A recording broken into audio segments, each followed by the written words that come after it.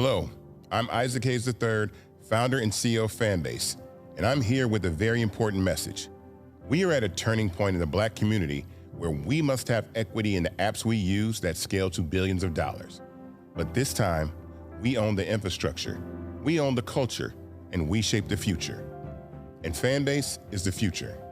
Fanbase combines the free functionality of Instagram, TikTok, and YouTube into an all-in-one platform built for the evolution of social media and monetization. With over 1.4 million users, that's real proof that we are shifting the conversation of tech ownership and equity for creators. So right now, I want you to go to startengine.com/fanbase and invest today. The minimum to invest is $399. That gets you 60 shares of stock in Fanbase at $665 a share. This marks a turning point in Black ownership of social media. If we don't take this opportunity to own social media right now, we will always be customers to our own creations. And that can't go on. So once again, go to startengine.com/fanbase and invest today. We must own the platforms where our voices live, our stories matter, and where our culture drives the world. Thank you.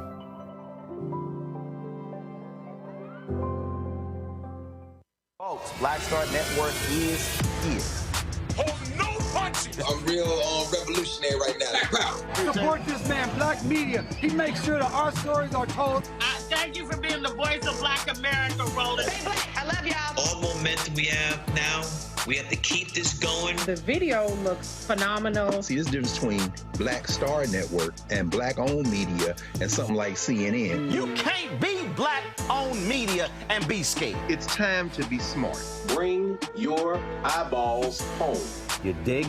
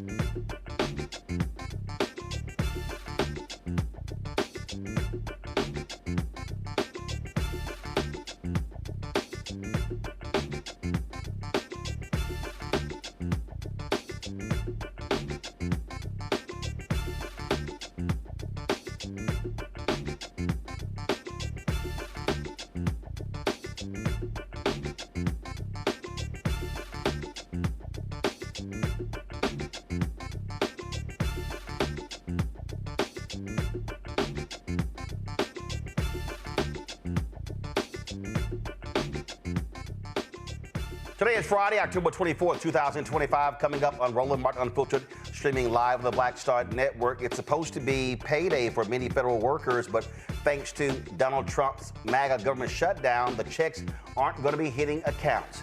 New York Attorney General Letitia James makes her first court appearance, pleading not guilty to federal mortgage fraud charges and vows to fight back against the twice-impeached, criminally convicted felon-in-chief Donald Trump's political hit job.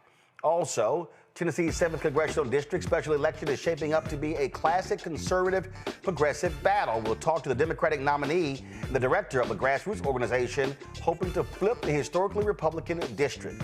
Stephen A. Smith issues an apology to Congresswoman Jasmine Crockett after getting a lot of heat for his comments, including from yours truly. And it was truly an FAFO moment when a white man decided to attack a black Amazon delivery driver.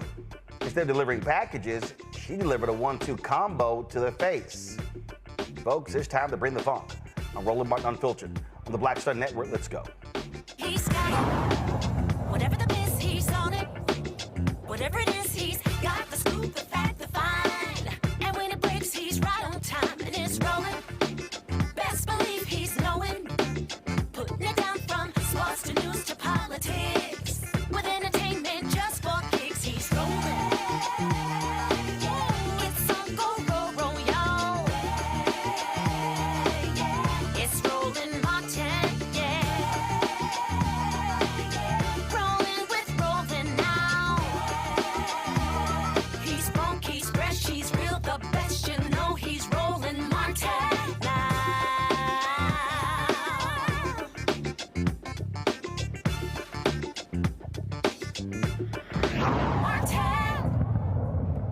Folks, day 24 of the government shutdown, and for families across the country, especially federal workers, today it hits hard. It's the first missed paycheck since the shutdown began, leaving more than 1.4 million civilian government employees without pay.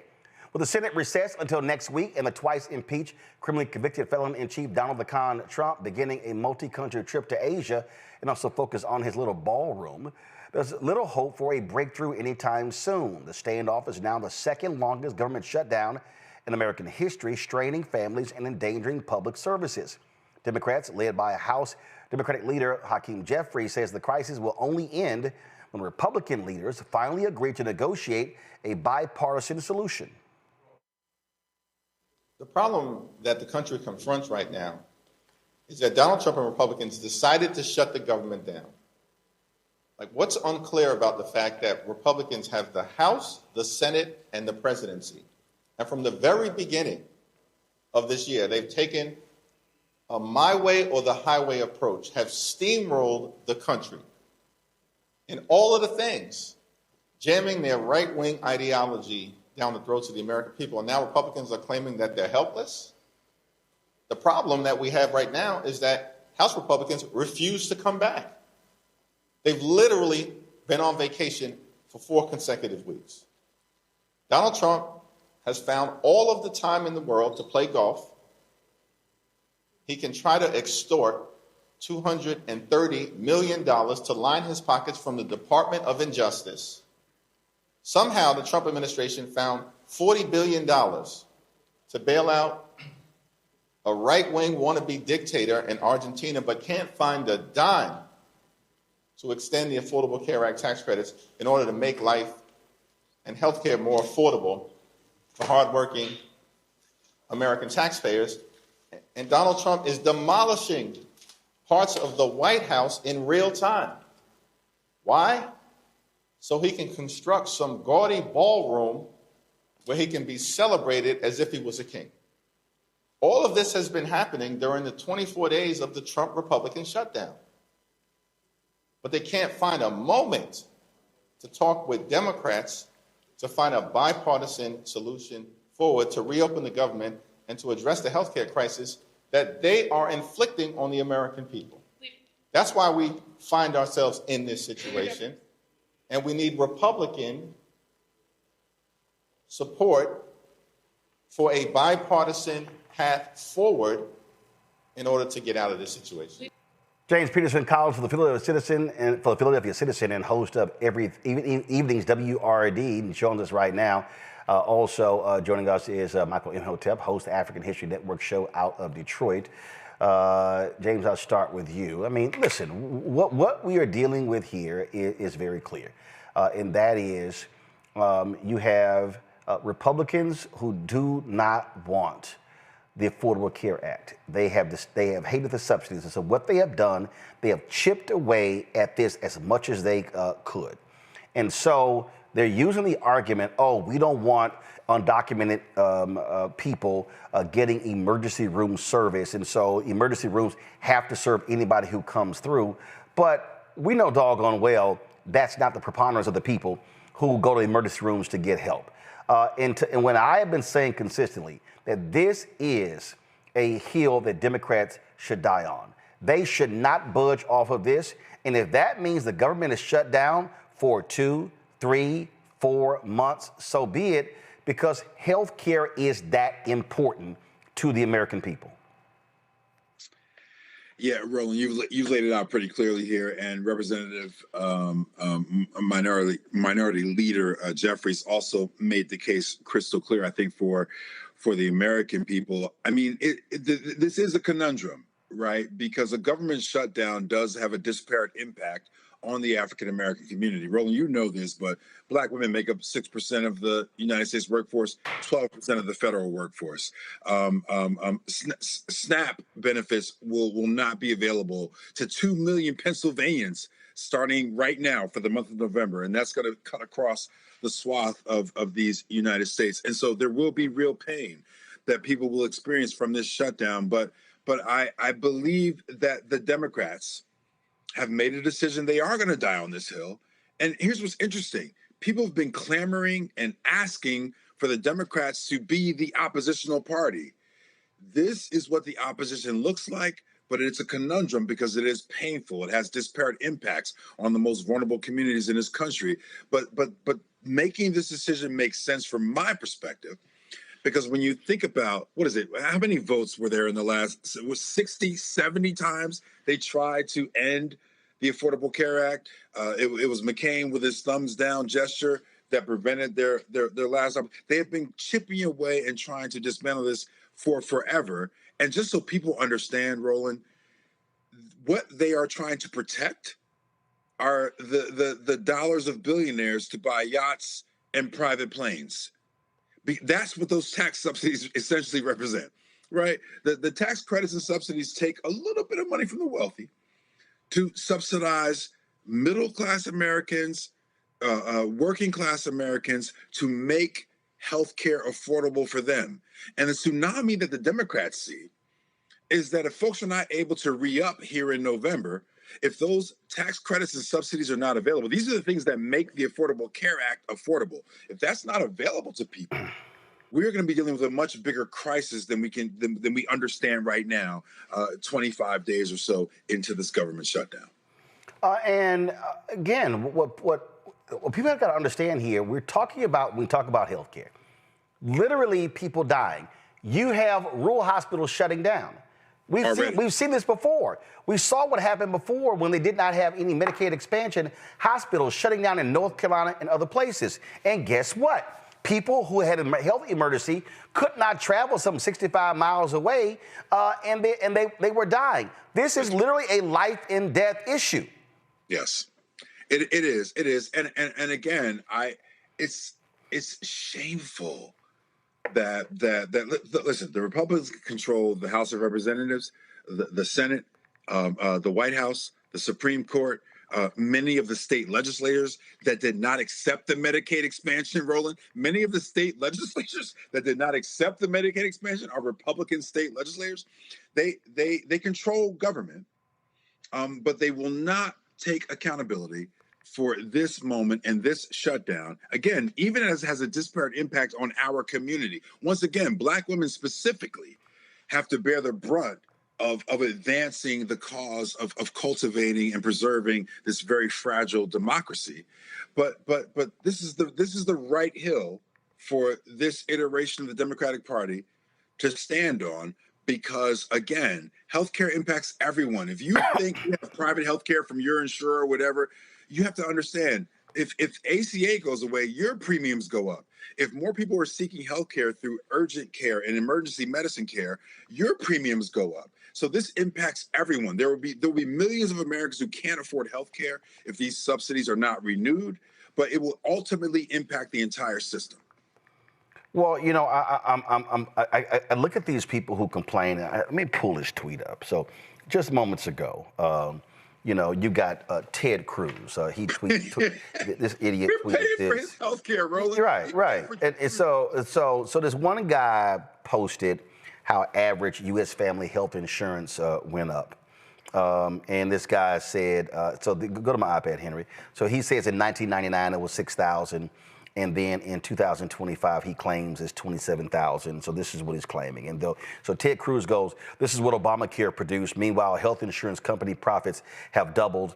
Some of us told you this was exactly what was going to happen. I'm sorry. Can you show me any evidence where Senator Ted Cruz, as well as the Republicans, are trying to stop health insurance companies from doubling their profits? I don't see it. You got Donald Trump, who wants to roll back the prescription drug benefits. They fought lowering the price of EpiPens. They fought $35 insulin. So I'm sorry, I'm not buying their BS.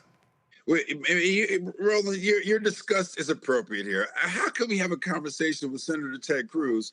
We're paying for his health care, right? And he's trying to tell us about how some of the most vulnerable communities are experiencing the costs of healthcare. It is true that the American healthcare system is expensive and not efficient enough. There are a lot of reasons why that's the case, but people don't want to have this conversation, Roland. The reason why our healthcare is expensive and not efficient and effective enough is because there's no public option. It's because of the laissez-faire free market policies that Republicans love, and that unfortunately are the feature of the American capitalistic system. So there are reasons why our healthcare is expensive and not efficient enough, but we can't have that discussion right now with someone who is enjoying the best healthcare this country has to offer at our expense. I'm not talking to any senators about healthcare. What I'm saying to senators and elected officials is get this deal done, restore the credits and subsidies that make the Affordable Care Act affordable, because the American people demand it. Poll your people, poll your red states, see what they say, right? They demand it, and without it, this fragile healthcare system, never mind our democracy itself, this fragile healthcare system will be in jeopardy. So what are your callers saying about your U.S. Senator John Fetterman? This is from a media item right here. John Fetterman has been urging Republicans to use the nuclear option to reopen government. He says, I don't want to hear any Democrat clutching their pearls. What are your callers saying? I can't repeat exactly on your program what my callers have been saying in the comments about Senator Fetterman, but I think he will have a very, very difficult time. No, actually, you can say it on my show because I don't have FCC oversight, so we're good. I take it they're pissed. They are more than pissed, Roland. They feel betrayed by Senator Fetterman, and this has happened too often. They're feeling shades of the Bernie bros who showed some of their racist colors at times in certain elections, right? And I love Bernie Sanders, but you understand that there are leftists. There are people who pose as leftists, who are ultimately ideologically more aligned with right-wing politics. Senator Fetterman has availed himself as such. He has essentially caucused with the Republicans. I do not believe, and I have an open invitation, Roland, for you to come on my show. Please come on my show, Roland. But an open invitation for Senator Fetterman to come onto my show and speak to his constituents, his black constituents, on the platform of WRD. That is open to him. We have asked out. Please come on and talk and explain, why you are convening with President Trump. Explain why you are caucusing and voting with the Republicans at the senatorial level. I do not think that Senator Fetterman will be able to launch a re-election campaign as a Democratic representative in the Commonwealth of PA. Maybe he can do it as an independent. Maybe he can do it as a Republican. I don't think he'll be able to do it with the support of the black community in the state of PA. This was the video that he dropped talking about the government shutdown. Hi, here we are, and our government remains closed. And I think that's failure. And I'm the guy that's going to consistently vote for country over party. I'm always going to vote for paying our military over the party. I'm always going to vote for paying the Capitol Police over my party. And I'm going to continue to fight for the 2 million Pennsylvanians that depend on SNAP to feed themselves. And I'm also going to fight for the same 400,000 Pennsylvanians that depend on those tax credits to make health insurance more affordable. Two things are true, and now we can fight for all of them as long as our government is open. My vote is going to remain firmly on keeping our government open, and I'm going to continue to fight for all of those Pennsylvanians that I'm honored to represent here. So I'm confused. How are you going to fight for the subsidies if Republicans want to get rid of the subsidies? Roland, with all due respect to Senator Fetterman, those comments are made in the context and spirit of good faith. And we have a Republican-run federal government at the level of the House of Representatives, the U.S. Senate, the White House and the executive office, and the Supreme Court that are not operating in good faith. And so it's okay. It sounds good. That's a great video, Roland. Thank you for playing it. It sounds good. It looks good. Like you're a true American. You want the subsidies for ACA. You want the SNAP benefits to be in place for November. The SNAP benefits will not be in place for November. That's not going to happen. We are too close to that deadline to reverse that at this point. But you think that your colleagues, your Republican colleagues at the Senate, are prepared to actually negotiate on the tax subsidies and credits that make the Affordable Care Act affordable, then you're not paying attention. They want their lobbyists, the wealthy folks that they represent, the oligarchs, the plutocrats, the tech bros that they represent, to be able to get their next yacht or their next plane.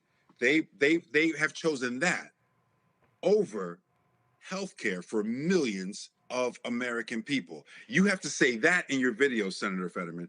You know that, Senator. He knows that, right? So you have to say that the interests of one particular party that Senator Fetterman is essentially caucusing with is invested more in the tax credits and tax relief for the wealthiest corporations and people in this country, as opposed to the tax subsidies that make the Affordable Care Act affordable for millions of Americans and American families in this country.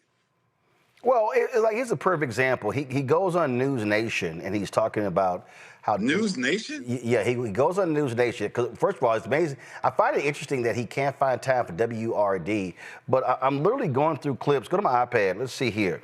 He's on News Nation. He's on Fox Business with that nutcase Maria Bartiromo. Here he is on Fox News with Sean Hannity. Let's see here. More Fox News, Fox News. Hey, wait a minute. I got to get one. He was on Mike Lindell TV. Mike, the My Pillow dude. I know. And listen, the Lindell TV is one of the few press organizations that now have access to the Pentagon, Roland. Okay? But listen. Here's how Senator Fetterman is a little bit like a black conservative. A black conservative understands that there is a lot of media attention, there is a lot of resources, a lot of lobbying dollars, a lot of opportunity, access, if you espouse whatever the views are of the right-wing Republican Party. Now, those views change, by the way. They're not consistent. The Republican Party that we're dealing with right now, Roland, as you know, is not the Republican Party that was around 20 years ago when we were engaging them and debating them, right? This is a different party. But if you subscribe to them, if you are a black face, or in the case of Senator Fetterman, a Democratic face that caucuses with them, then you will have unlimited appearances on Fox, on Lindell TV, on News Nation, on whatever right-wing network you want to be on. You'll have access to the Sinclair network. They will talk about you in conservative publications. They'll write you up on Fox. They will tokenize you if that's what you want. Roland, let me tell you something. Roland, Roland, congratulations on everything you've built here. This network, your show, right?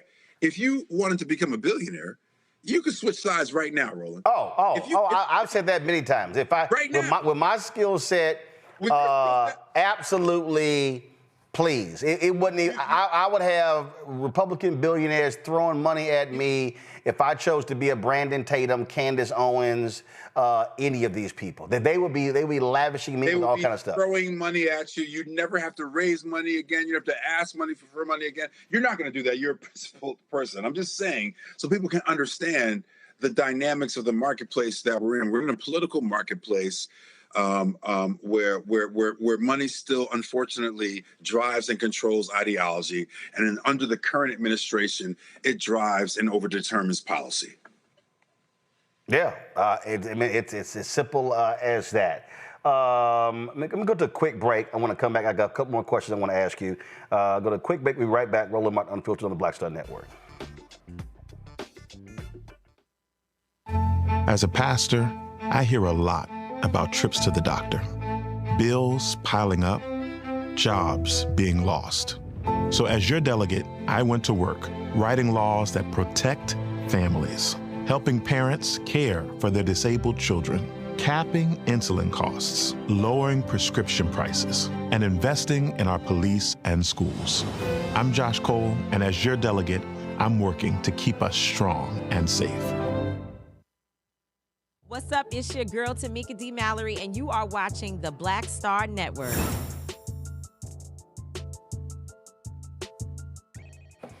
All right, folks, welcome back to Roland Martin Unfiltered on the Black Star Network. I'm talking with Dr. James Peterson, columnist for the Philadelphia Citizen, also host of Evening WRD's WRD Radio, of course, there in Philadelphia, Black-owned radio. Glad to have him here. Michael Imhotep, after History Network shows with us as well. Michael, you got a question for James? One thing that I wanted to know, Dr. Peterson, is for your listeners there, how are they perceiving the Democrats staying strong and doubling down on not giving the votes to reopen the government without the concessions for ACA subsidies as well as Medicaid? And because I know people have been saying for months they want Democrats to fight. They want Democrats to fight. So I was wondering, how are they perceiving this? Excellent question, good brother. I appreciate it. I want to take a moment just to applaud the political courage of my audience. You know, I speak to a largely Black audience that skews a little bit older. Roland, very familiar with my audience at Evening Words on WRD. They love you, Roland, as you already know. The thing is that, so let me give me a minute here. So you all both know that the Social Security Administration has put in place a migration away from paper checks to everything's going to be electronic transfer. For my audience, that's a big deal, right? And so under the terms of this federal government, where they're shedding SSA workers, shedding federal workers across the board, a government shutdown is very pronounced for the listeners of Evening Words on WRD. It's very pronounced for Black folks of a certain demographic and a certain age across this country. But they are absolutely standing behind the Democrats in this moment because they believe, and they've been asking and wanting for a stance. They've been asking and calling for and demanding in some ways an oppositional party in this moment. That's different from the Democrats. They want someone to formulate and cultivate an opposition. And so they see this shutdown as such. The sad part is that the people who have to sacrifice the most in the shutdown are the ones who are most committed to it because they understand what's happening to this democracy. They understand what's at stake in terms of healthcare and the ACA. They understand what's at stake with a president who will literally demolish the East Wing of the White House in a blink of an eye without any quarter or any balance or check or whatever to create a $300 million ballroom in a moment where people can't afford ground beef. Right.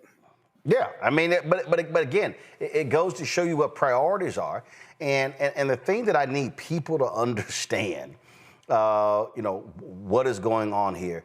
The Republicans are running scared.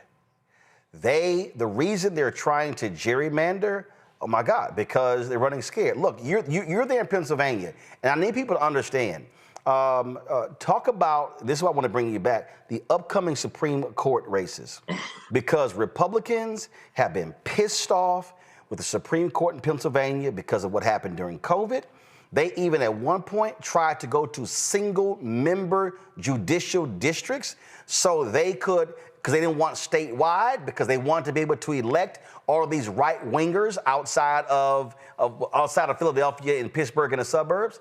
And so what people need to understand here is why I keep emphasizing Supreme Court. I need Black people in Pennsylvania voting like crazy to make sure you have common sense people on that state Supreme Court, because again, what could happen in Pennsylvania would happen in Ohio.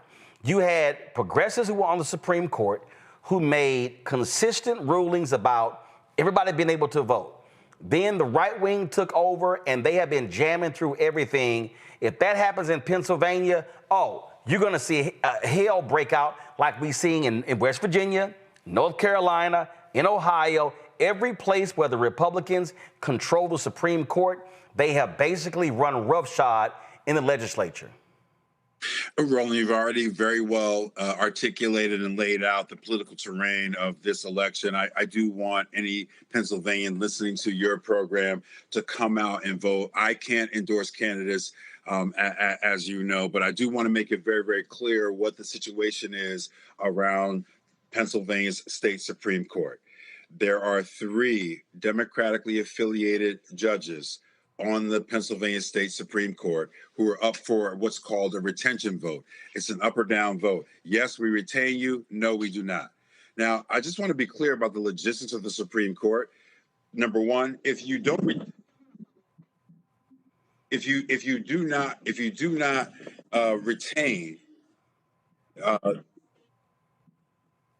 not retain these judges, then the Supreme Court can't even function the way that it's supposed to, right? Because it will have to have new judges put in the next session. But I also am asking all Pennsylvanians to please pay attention to how much money is flowing into this particular race. Yep. If you ever need to understand whether or not a local race has national implications, just see how many TV ads you're seeing. See how many radio ads you're seeing. Count the flyers that are coming into your mail, right? That will give you an indication of the money that's being spent. To all of my Pennsylvania colleagues and friends, this is external money that's coming in from right-wing organizations trying to change the ideological makeup of the state Supreme Court in Pennsylvania. Why they want to do that? Because the state Supreme Court may have the ultimate decision about electors and about elections. It may have the ultimate decision about reproductive rights. It may have the ultimate decision about the insulation of our state from these federal policies, the insulation of our state from the intrusion of ICE, the insulation of the state of Pennsylvania from any kind of federal overreach. The state Supreme Court may be the last bastion, right, of insulation against those things. And so Republican forces outside of the state, Roland. Elon Musk. I mean, these are the 3 judges: David Wecht, Christine Donahue, Kevin Dougherty. Yep. Elon Musk has been pouring money in because he burned through millions in Wisconsin. What happened there? They had special election. Democrats won. Boom, 4-3 majority. It changed the tenor of politics in Wisconsin. Right. And so one of the reasons Republicans have been able to get away with gerrymandering, political gerrymandering, racist gerrymandering, is because they control the legislature. Then they control the state Supreme Court. So what happens? The legislature passes these jacked up maps. Supreme Court validates them. That's what happened in Wisconsin. The reason why you look at statewide in North Carolina, I showed it last night, 51% of the folks who vote in the House and the Senate races are Democrat, 49% Republican. The Republicans control 60% of the House seats, 60% of the Senate seats. And so they're gunning for more, and they're gunning for more. And so in order to protect what's happening in Pennsylvania, you have to protect the people on the state Supreme Court who are not these hardcore ideological right-wingers.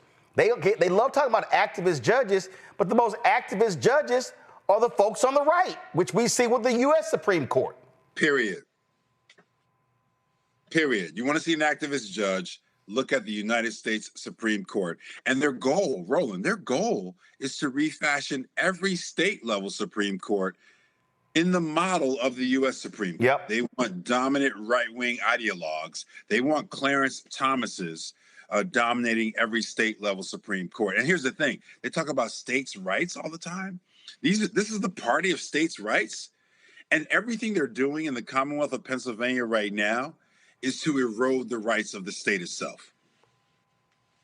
Yeah, absolutely. So I just need people to understand why it matters. Give me a sense of what's happening there on the ground. I have been making this point that one of the things that we are seeing across Black communities nationwide is that the people who really worked campaigns, who worked the grassroots, who are at City Hall and county government and school boards, those people are getting old. They're retiring or they're passing away. And you do not have that next generation that's picking that mantle up. Posting on social media ain't the same as being true boots on the ground. Are we seeing Are you seeing the same thing in Philadelphia in terms of the erosion of those folks? And are we and what is happening with turnout? Because I was there during the 2024 election. We had several shows there as well, and a lot of people were very concerned about turnout in Philadelphia. What are you hearing? What are black folks saying? And because I keep arguing, we've got to have, wherever black people have significant numbers, we've got to have a minimum of 70% turnout.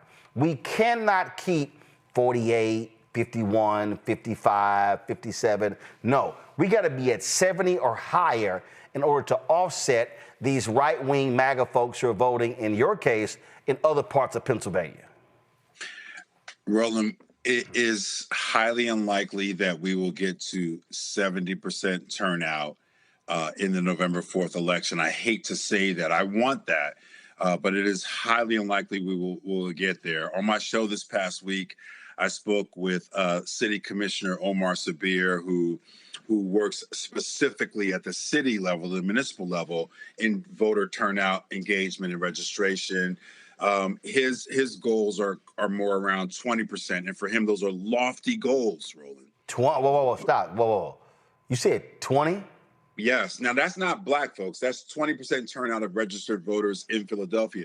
And those are lofty goals, Roland. I spoke with Angelique Hinton, who runs an organization called PA Youth Vote. And she's engaging young people and getting young people to come out. And there's a misalignment, Roland. Like, young people who are entering in and who are excited about voting are very much interested in things like racial justice, right? They're interested in things that were formative for them when they came of age, like George Floyd. Unfortunately, we're in a moment where those ideas, those concepts are being dismissed in American electoral politics. So there's a little bit of a disjuncture between young folks who want to get into this process and what people are actually talking about and what's at stake. But what I don't understand is that I keep saying this. You can't want policy changes if you don't vote for the politicians. This is an article right here from May of this year. Low voter turnout for local Philly elections cause for concern. Only 3 districts in Philadelphia achieve more than 25% voter participation. Only 3 more than 25%. So 75% of the folk didn't turn out, but I guarantee you the bitching and moaning is much bigger than 25%. It is. And people have a right. People have the right to exercise. Here's what I would say. What I want in Philadelphia, in Pennsylvania, and across this nation is a set of parameters and ideas that make our democracy more accessible and more inclusive. I want to start here. And I asked the commissioner about this, and I'll talk to any elected official in Philadelphia about this. Why not just give everyone the day off on election? Do it at the municipal level. Do it at the state level. Give everyone the day off. At least then the state, the city, the community is saying this is important. Right. So that, you know what I mean? Let's do that. The federal government should do it as well. But until we get the federal government, let's do that. The second piece is that we have got to start to field candidates. If we're interested in cultivating and preserving this democracy, we have to field candidates that can engage people across demographics. Obama was great at that, but we haven't done a good job of fielding candidates that can do that. The thing, you can hate Trump all you want, but he appeals to a wide range of demographics for a variety of reasons, but he cuts across different demos and regions and age and race and all those things. You have to field candidates like that because that's what the electorate looks like. I don't know if Dems always understand that. And again, I can't endorse anyone here, but when you look at the judges that we're asking people to vote to retain, people look at those judges and they don't understand what their connection is to them. But see, but that's why what I have been saying that we have to, and Michael, I've made this point, we've got to have citizenship education. We've got to have civics 101. Yes. Political education. We got to be teaching this 100%. Constantly. I mean, again, go back to my iPad. That election in May in Philadelphia, 16% of the voters in the city participated. Terrible. 84% of the people registered to vote in Philadelphia did not vote. Damn. And Roland, let me add this though. Roland, listen, you got to understand also, they live in a city where there are a lot of challenges around poverty and around gun violence, whatever. And that's a democratically run city. It's been a democratically run city for a long time. And so they don't understand how continuing to vote for Democrats is in their interest or will make any changes. And so there's accountability that particularly generational Democratic elected folks who've been in office for a long time have got to be able to answer to the people for. I try to hold those folks accountable anytime they're courageous enough to come on my show. But with that accountability piece is important. People are checked out because they don't understand how politics and government actually works for them. Michael, you've got a mayoral race coming up in Detroit. What is that looking like? Well, there's a lot of excitement, I think, around the mayoral race. We just had, about a week or so ago, we just had the debate.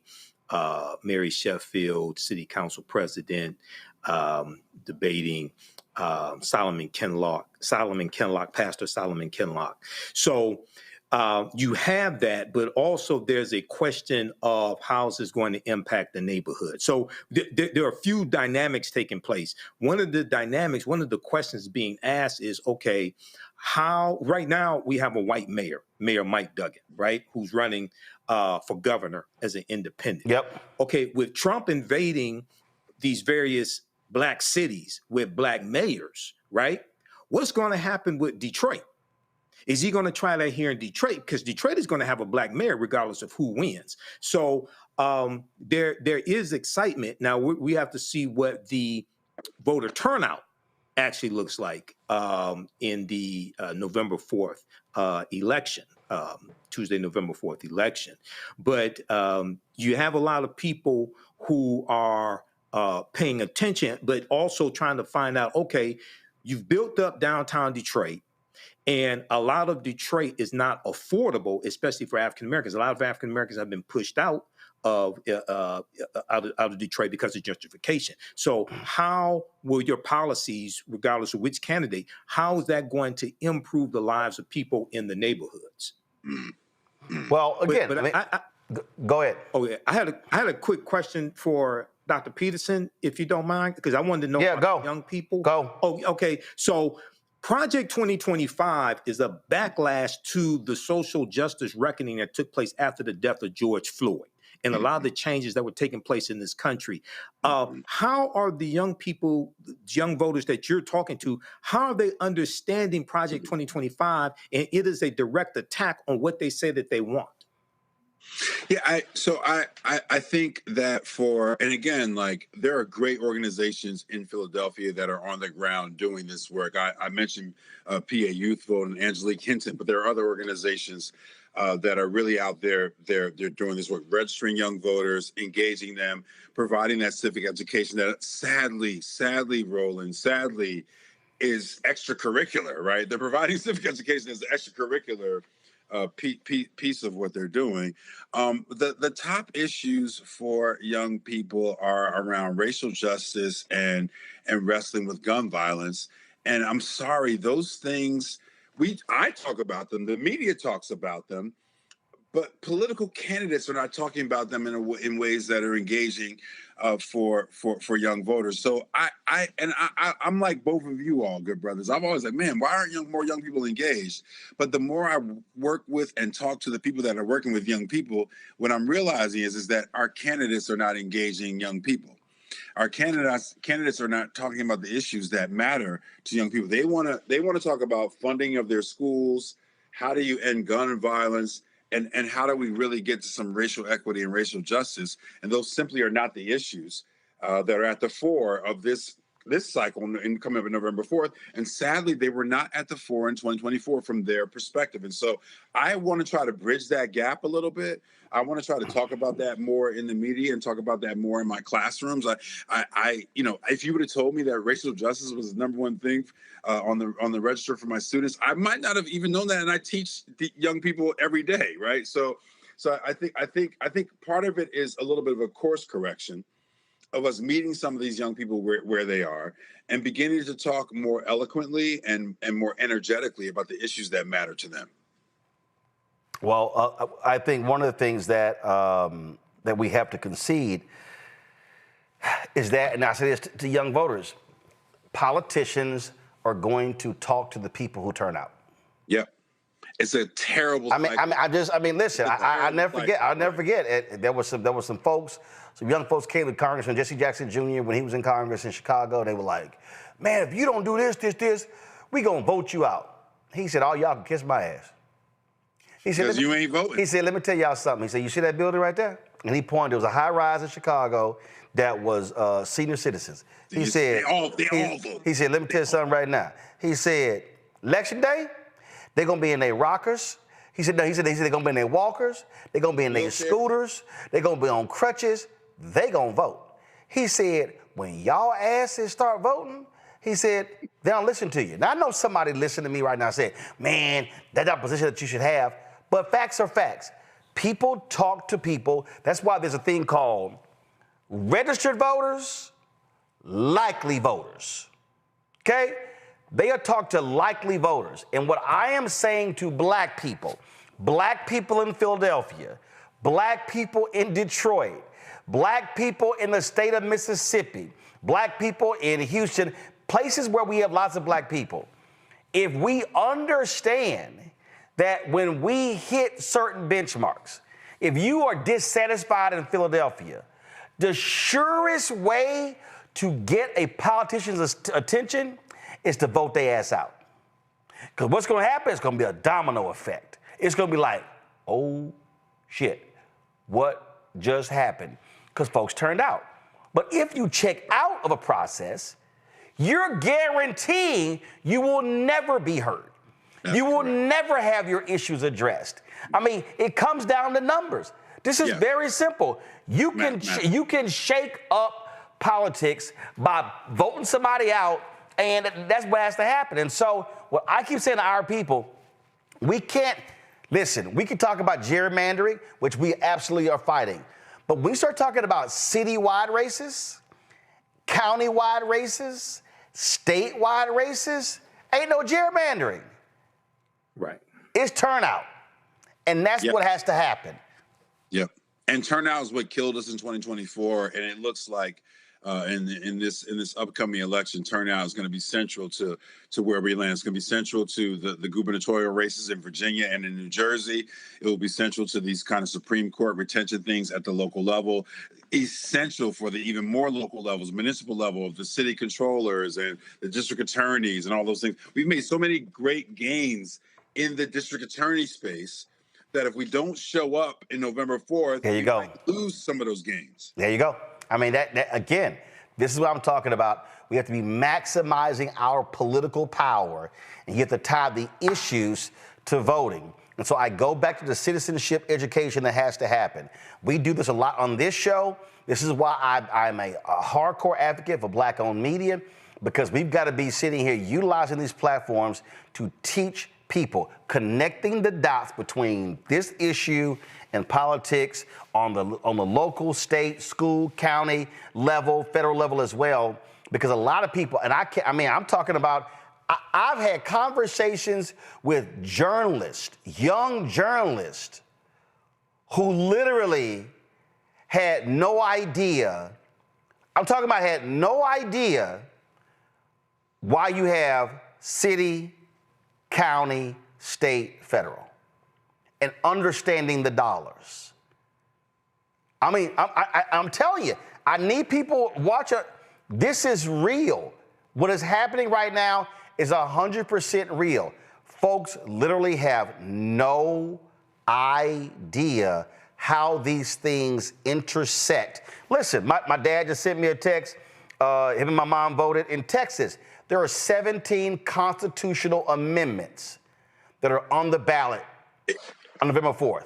17. So if you're in Texas, Texas has the largest number of eligible black voters than any state in the country. It's like, hey, what are those constitutional amendments? This is what I'm talking about. And a lot of us simply aren't understanding what's going on? Well, I mean, Roland, we are where we are right now because of ignorance. With the creep of autocracy and fascism, the rule of the plutocrats and the oligarchy, the kind of rampaging from the executive office that we're experiencing on a daily basis right now. We're 10 months in and it feels like 10 years, right? The reality is that if you want to figure out what the bottom line is, how we got here, it's ignorance. And there are too many ignorant people for whom we need to develop a program of political education. Now, yes, some of those folks are in our community, but a lot of those folks are not in our community, Roland. There are a lot of people who are ready and willing to vote against their political interests.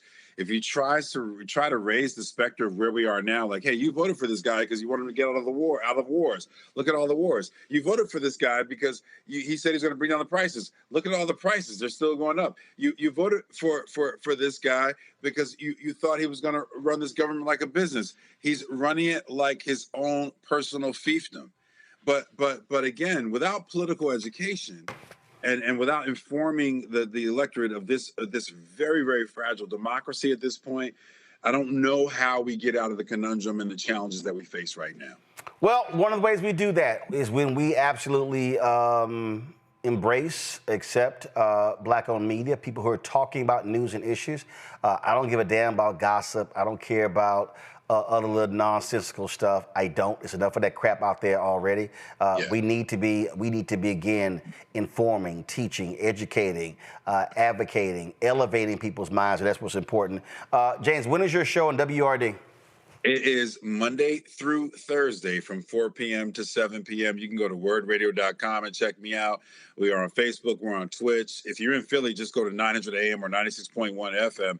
And Roland Martin, when are you coming on my show? Well, that's why I asked. That's why I asked what the time is. And so what makes, so obviously 4 to 6 works, but probably what makes a lot more sense is if you get with Carol, my producer, and y'all set it up as a simulcast. Okay. Oh, that's perfect. We're going to do that, Roland. See? Yes. There you go. Thank you. That would be great for us. Yeah. See? That's how you do that. All right. James, I appreciate it. Appreciate you. Thanks a bunch. Always. Yep, thank you very much. Folks, these are the 17 so again, so let me be real clear. There are elections happening all across the country. Okay? So you hear us focusing on races in Philadelphia, races in state Supreme Court races in Pennsylvania, mayoral racing there in Detroit, but there are elections everywhere. In Texas, these are the 17 constitutional amendments that are right here. So if you are a Texas voter, understand early voting is happening as we speak, and you should be voting on these constitutional amendments. I'm just going to slowly go up. You will see these 17 right here. And you have an understanding of what's on the ballot. These are constitutional amendments, meaning if it's yes, if these pass, then they go into the state constitution, which is a lot harder to change than anywhere else. And so I just want people to understand this is what's happening. If you, the guys at Bolts magazine, we do, matter of fact, let's see here. Let's see, Tennille. 1 second, I'll show y'all. If y'all go to Twitter and follow at TANIEL, it's called Bolts Mag. They have a breakdown, like right here, you say, November's almost here, so time to launch my cheat sheet on what's on the ballot this fall. So they have a whole breakdown of what's happening with local elections all across the country. So if you go to Bolts Mag, BOLTSMAG.com. So of course you've got the governor's race in New Jersey, you've got the statewide elections here in Virginia, the governor's races, you got the mayoral election in New York City, you got Prop 50 in California, but you've got, and you see, go back to my iPad, you see right here, hey, Georgia, y'all have got some critical races there, the Georgia Utility Commission.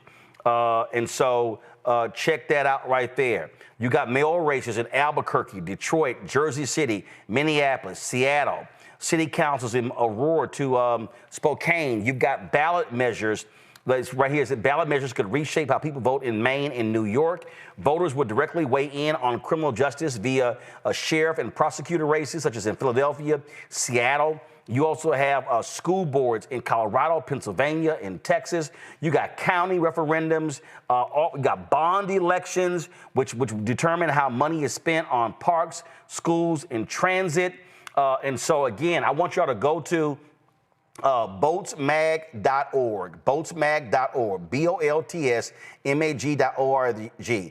They literally have an election roundup, and you can go in here, and when you see like you see right here, you can also jump straight to the section of this guide that break down statewide races, key legislative battles, prosecutors, sheriffs, mayors, county executives, school boards, city councils, plus referendums on election law, housing, transit, parks, infrastructure, labor, and criminal justice. So just for instance, I'll tap criminal justice, and it's showing you referendums that are going on. You see it right here. Boom, you tap that, and you see right here, they show Flathead County, Montana.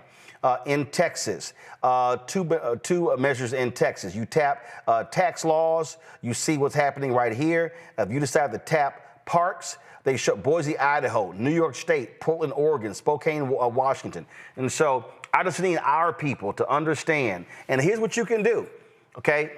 I don't know how it works in your state. In Texas, you can take a sample ballot and you can fill your sample ballot and you can take that into the voting booth in Texas and sit it right there, and then boom, my sample ballot, this is how I'm gonna vote. So I don't know how it works in all states. I do know in Texas, you can take a sample ballot and you can do that. I just need our people to understand that all these elections are critically important. And so, matter of fact, I'm going to reach out to Daniel to get him on the show. We can talk about these things as well. All right, y'all, let me go to a break. We come back more on Roland Martin Unfiltered, the Black Star Network. This is why you have to support the work that we do, y'all, because you're not getting this granular conversation about elections on MSNBC, CNN, Fox, ABC, NBC, CBS. You ain't happening. In fact, my next guest, we're talking about a crucial congressional race happening, a critical race happening in Tennessee. These major networks ain't focusing on this. And so this is why your support is critically important for the work that we do. Join our Bring the Funk fan club. Our goal is to get 20,000 of our fans on average to contribute $50. Already, y'all, we've raised towards our goal. We've raised $300,000. We've got 2 more months. We got November and December to raise the additional money. This will, because trust me, I was on the phone today, I was on the phone yesterday, talking to potential staffers. We're talking about developing a health show, business show, another daily news show. And so these things are happening, but your support is critical to make that important, because again, if 20,000 of our fans contribute on average $50 each, that raises $1 million, that money literally pays our expenses for 5 months. So now, our YouTube money, our other advertising money, we can cover the rest of the year. So your support is critical. If you want to give me a cash app, use the Stripe QR code. You see it right here. That's for credit cards as well. PayPal is R Martin Unfiltered. Venmo is RM Unfiltered. Zelle, Roland at RolandSMartin.com. Roland at RolandMartinUnfiltered.com. Check some money order. Make it payable to Roland Martin Unfiltered, P.O. Box 57196, Washington, D.C. 2003 7-0196. Back in a moment.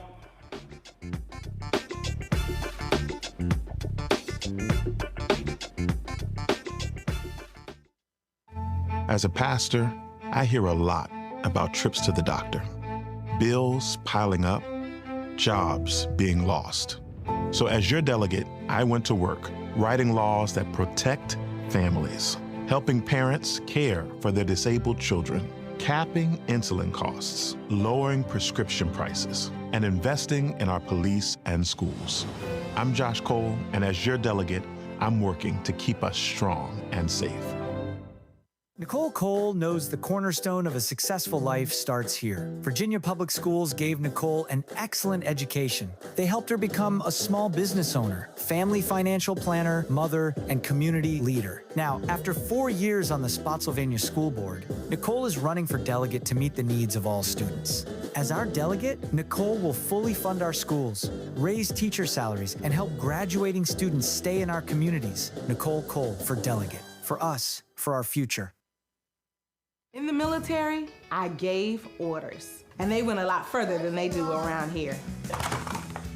If there's one thing I've learned as a mom and foster parent of more kids than I can count, investing in their future isn't a choice. In Richmond, I'll fight for Stafford's fair share for our schools. Smaller class sizes, better teacher pay, and more vocational training. I'm Stacey Carroll, and I'll fight to get our kids' future in order. Lil Thompson with winwithblackmen.org. You're watching Roland Martin Unfiltered.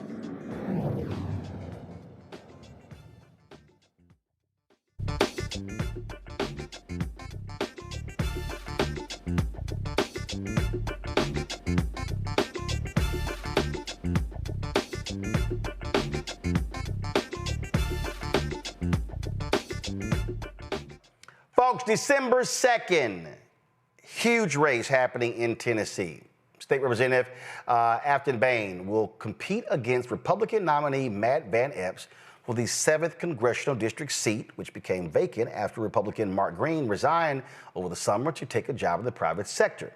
The district is predominantly Republican, includes both suburban and rural counties, as well as some Democratic areas in Davidson County, including Nashville. Now, you got to remember, Republicans screwed Nashville by splitting the city into 4 different congressional districts because they didn't want a Democrat representing Nashville. Well, joining us right now is State Representative Bain. Glad to have you here. So, all right, so this is important because you have a real shot at winning this. So this is a perfect example. When Republicans split Nashville, they did not like the fact that Nashville was a Democratic congressional seat, which means that you have Democratic voters who are still there. So if you have, I keep talking about maximizing turnout, and this is a perfect example. I keep saying for African Americans, I need 70% plus. If your folks turn out, that can offset those red areas of the district and put you in a position to win. Well, first, I want to say thank you so much for having me. I'm a longtime listener, first-time caller. So appreciate it. Excited to be here. But yeah, so as we know, the district was incredibly gerrymandered to dilute Black power from the district. And so, but what they did is they got a little bit greedy. And so they took the highest voting turnout precincts in Davidson County, which includes Black communities, coupled with all the way up to Fort Campbell at the Kentucky border, which includes Montgomery County, which is a purple county, and then all the way down to the Alabama border. And so because it includes 3 counties, Williamson, Montgomery, and Davidson, which have a high turnout of Democrats, it makes this race really competitive. I'll also add that early voting totals for the primary election just showed us Democrats shy of 6,000 votes and catching up with the Republicans. And so, as you mentioned, this is absolutely a mobilization race, and I'm super excited to be the nominee. So I'm looking at this story here, and it said you won the Democratic Party primary by less than 1,000 votes earlier this month. And it says you attributed that to grassroots energy and not taking corporate PAC money. How do you communicate to the people in the district who just, man, she can't win. We're resigned. Republicans are going to hold it. How do you get people to understand that, yeah, the guaranteed way to lose if you don't show up? Yeah, I mean, as a community organizer in Tennessee politics for the past decade, I can tell you that I am the most jaded person probably in this state, but this is an opportunity of a lifetime, and it's an opportunity because special elections allow us to focus on the constituency that we would need to mobilize. And so our coalition to win is the coalition of the pissed off, of the disenchanted.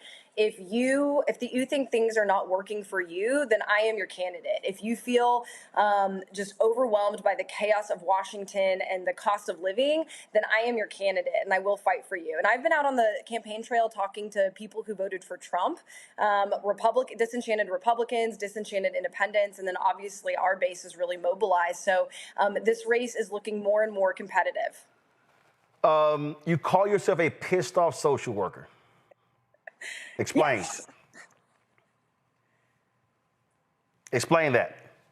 Well, as a social worker, I've had to deal with the broken policies and unkept promises of our politicians and elected officials. And so I decided to jump in this race after the passage of the big ugly bill in July. I have a close friend of mine who has a Section 8 voucher and receives SSDI benefits. She receives $800 a month, and she received a notification from the Trump administration that her benefits were going to be cut. The same week, she received a letter from our Medicaid program, 10Care, saying that she wouldn't be able to get a medication that she needed. And so I've been so upset with what's going on, and so I thought I'd channel my rage into this campaign. So one of the things that I'm always one of the things I'm always talking about, and when we talk about these elections, I talk about data, and numbers. And so when you look at this district, what are your available African American eligible voters? So what are we talking about here in terms of how many people, and where are they largely concentrated? Yeah, it's about 17%. And so they're largely concentrated in North Nashville and Davidson County. And they turn out, and they are the most voted, dedicated Democratic voters in the district. And so, obviously a lot of our mobilization efforts will expand to there. And then also in Montgomery County and Clarksville, there's a lot of veterans there and a lot of Black veterans that have decided to make Clarksville their home after their service. And so that is where a lot of our GOTV efforts will be focused. And talk about, how are you having people come from out of the state? How are you reaching them?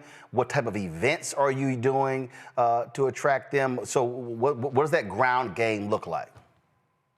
Yeah, the ground game is going to have to be, really important. And so we've already started, weekly canvases, weekly phone banks. I imagine after November 4th, I think you were mentioning the two elections that are of top of mind. But after November 4th, we'll be the only election in the entire country, the last flippable seat in the entire country.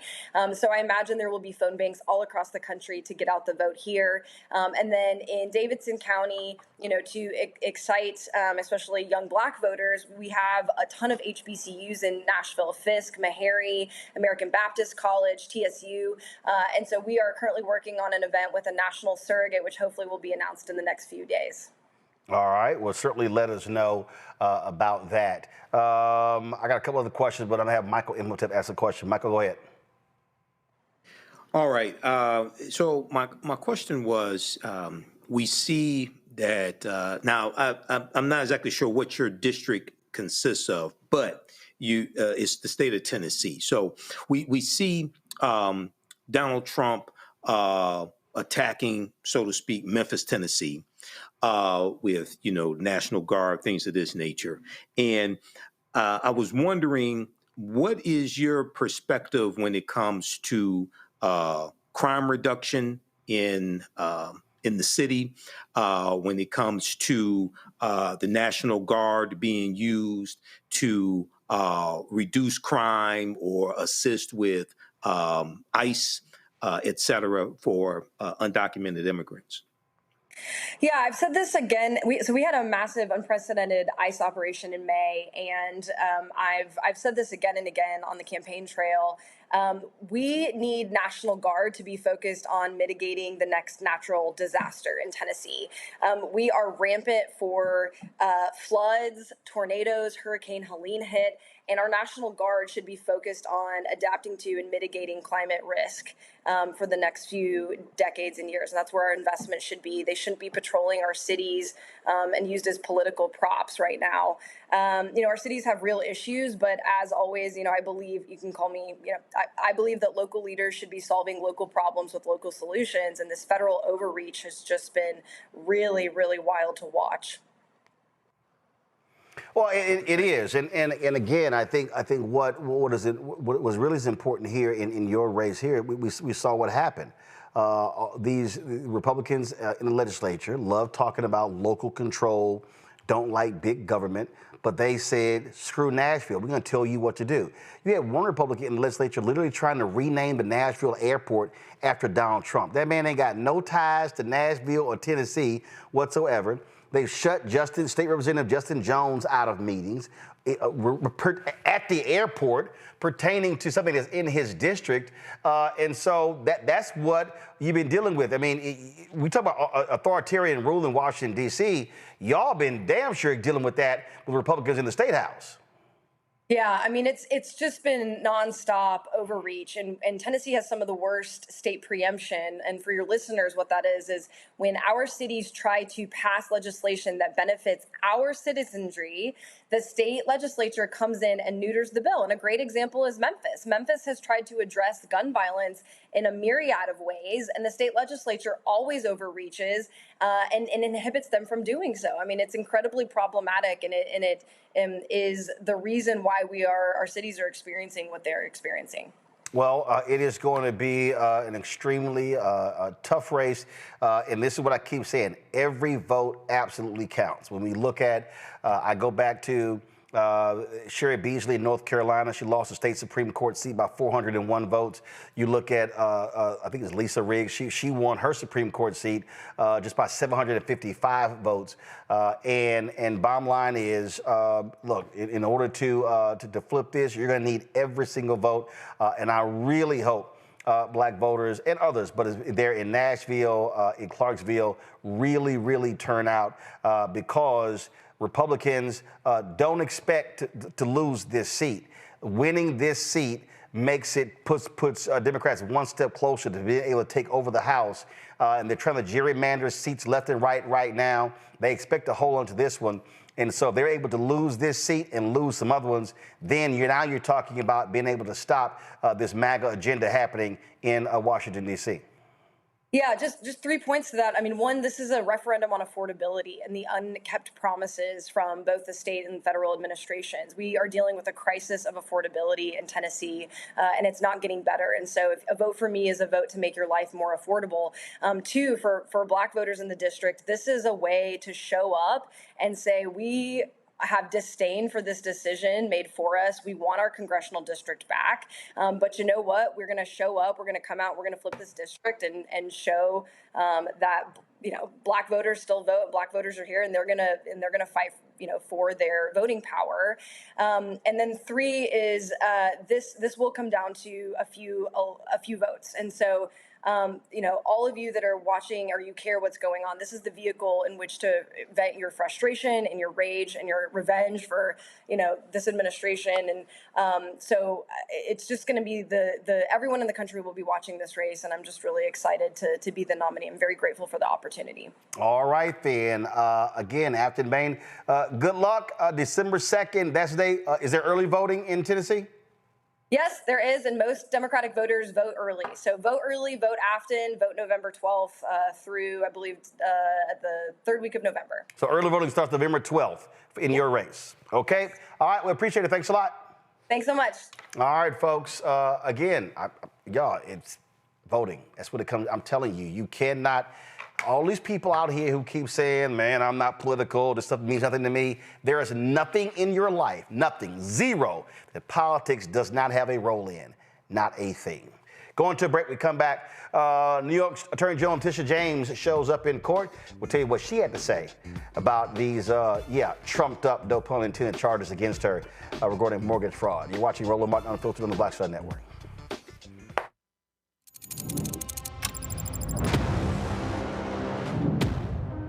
Afrotech, it's a lot of beauty, a lot of brilliance, a lot of intellect, a lot of innovation.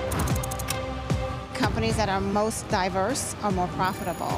We're getting culture, we're getting community, we're getting the best of the best. And not only are we here to greet each other, but we're here to network and to elevate each other. Everybody from all the major tech companies here, and that means that now everybody's in the same domain.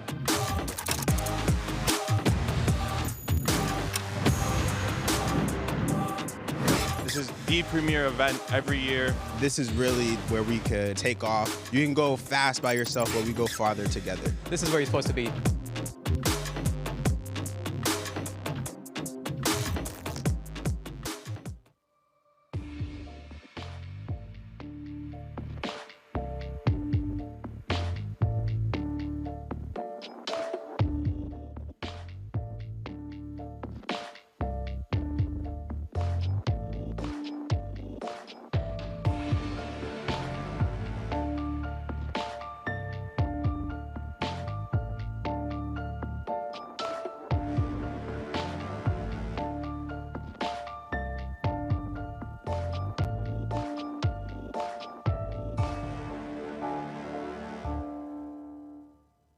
If in this country right now, you have people get up in the morning and the only thing they can think about is how many people they can hurt, and they got the power, that's the time for mourning.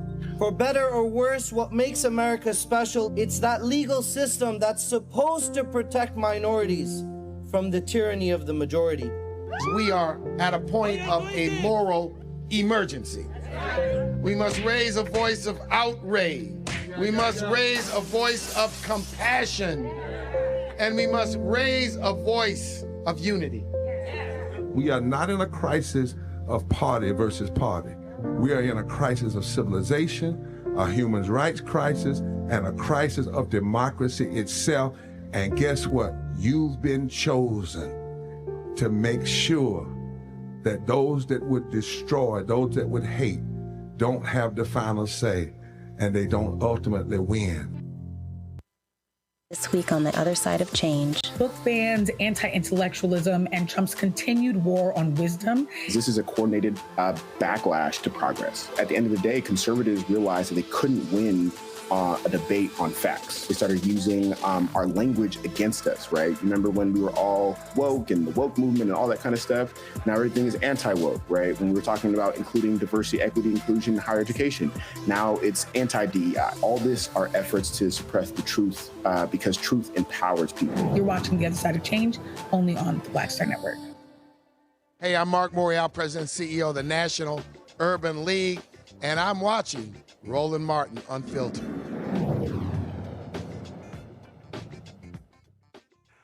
New York Attorney State General Letitia James pled not guilty to federal mortgage fraud charges and called the case a politically motivated hit job orchestrated by the twice-impeached, criminally convicted felon-in-chief Donald the Con Trump. The person who convicted her, guess what? Tish James, especially that civil case. James vowed to fight the allegations. Her legal team is challenging the appointment of U.S. Attorney Lindsay Halligan, a completely, grossly unqualified individual. She's a Trump appointee who replaced another prosecutor reportedly unwilling to pursue the case. The charges against James contend that she misrepresented a home in Norfolk, Virginia as her secondary residence to secure favorable mortgage terms, even though the property was rented to a family of 3. James, who previously led the successful fraud case against the Trump organization, told supporters outside the courthouse that her prosecution was Trump's weaponization of the justice system against his political enemies. So I want to thank all of you. I want to thank each and every one of you. I want to thank you for your prayers. I want to thank you for your emails. I want to thank you for your support. It has strengthened my spirit and it has anchored my soul. And so I want to thank you. But this is not about me. This is about all of us. And about a justice system which has been weaponized. A justice system which has been used as a tool of revenge. This justice system which has been used as a tool of revenge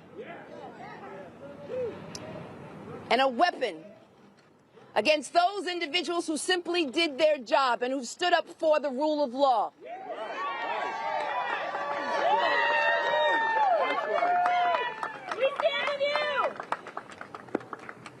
And a justice system which unfortunately is nothing being used as a vehicle of retribution. But my faith is strong. And my faith is, I have this belief in the justice system, in the rule of law, and I have a belief in America and all of its individuals who have stood with me, not only in New York, but all across this nation. I've heard from just about every jurisdiction in this nation who have said, stand up and be tall. And never, ever cow down or back down or break or bend.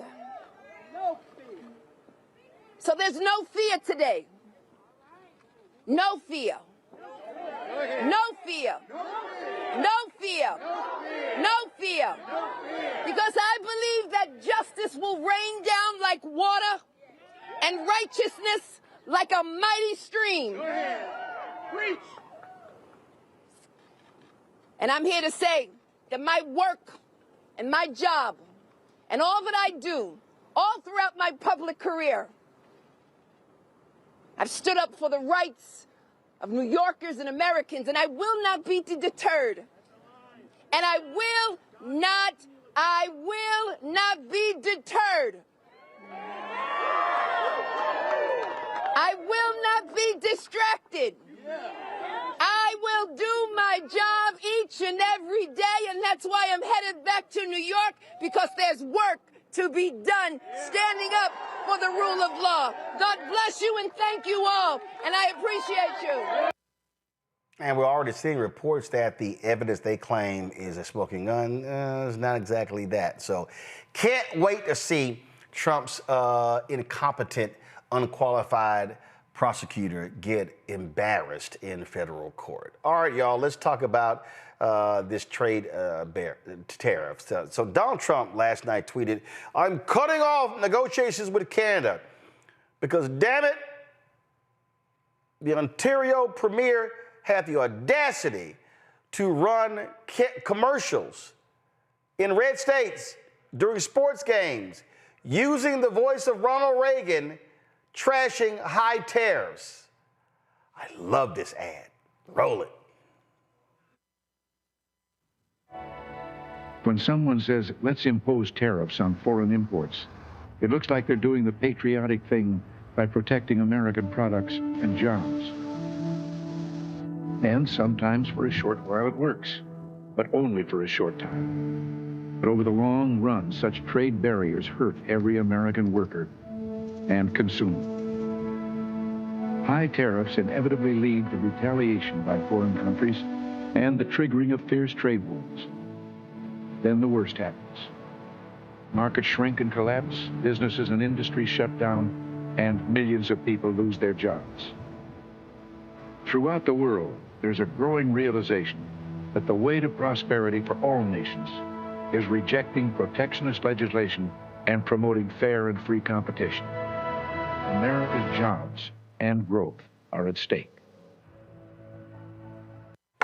Whoa, Nelly, man, Trump was mad. He slammed the ad as fake, fraudulent, claimed it was designed to influence the upcoming Supreme Court case on his tariffs. Ontario Premier Doug Ford fired back, saying Reagan's words were fair game and that tariffs do more harm than good. Well, the Reagan Foundation weighed in, claiming the province twisted Reagan's message. But fact checkers say, yeah, Reagan did spend much of that speech opposing tariffs.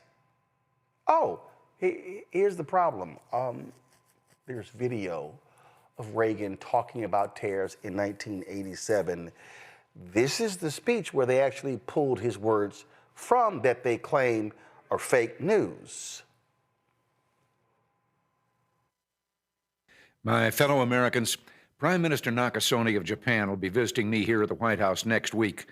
It's an important visit because while I expect to take up our relations with our good friend Japan, which overall remain excellent, recent disagreements between our two countries on the issue of trade will also be high on our agenda. As perhaps you've heard, last week I placed new duties on some Japanese products in response to Japan's inability to enforce their trade agreement with us on electronic devices called semiconductors. Now, imposing such tariffs or trade barriers and restrictions of any kind are steps that I am loath to take. And in a moment, I'll mention the sound economic reasons for this, that over the long run, such trade barriers hurt every American worker and consumer. But the Japanese semiconductors were a special case. We had clear evidence that Japanese companies were engaging in unfair trade practices that violated an agreement between Japan and the United States. We expect our trading partners to live up to their agreements. As I've often said, our commitment to free trade is also a commitment to fair trade.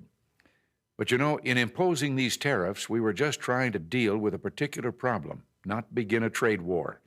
So next week, I'll be giving Prime Minister Nakasone this same message. We want to continue to work cooperatively on trade problems and want very much to lift these trade restrictions as soon as evidence permits. We want to do this because we feel both Japan and the United States have an obligation to promote the prosperity and economic development that only free trade can bring. Now, that message of free trade is one I conveyed to Canada's leaders a few weeks ago, and it was warmly received there. Indeed, throughout the world, there's a growing realization that the way to prosperity for all nations is rejecting protectionist legislation and promoting fair and free competition. Now, there are sound historical reasons for this.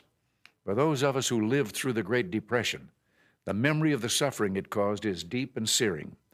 And today, many economic analysts and historians argue that high tariff legislation passed back in that period, called the Smoot-Hawley tariff, greatly deepened the Depression and prevented economic recovery. You see, at first, when someone says, let's impose tariffs on foreign imports, it looks like they're doing the patriotic thing by protecting American products and jobs. And sometimes for a short while it works, but only for a short time. What eventually occurs is, first, homegrown industries start relying on government protection in the form of high tariffs. They stop competing and stop making the innovative management and technological changes they need to succeed in world markets. And then, while all this is going on, something even worse occurs. High tariffs inevitably lead to retaliation by foreign countries and the triggering of fierce trade wars. The result is more and more tariffs, higher and higher trade barriers, and less competition. So soon, because of the prices made artificially high by tariffs that subsidize inefficiency and poor management, people stop buying. Then the worst happens. Markets shrink and collapse, businesses and industries shut down, and millions of people lose their jobs.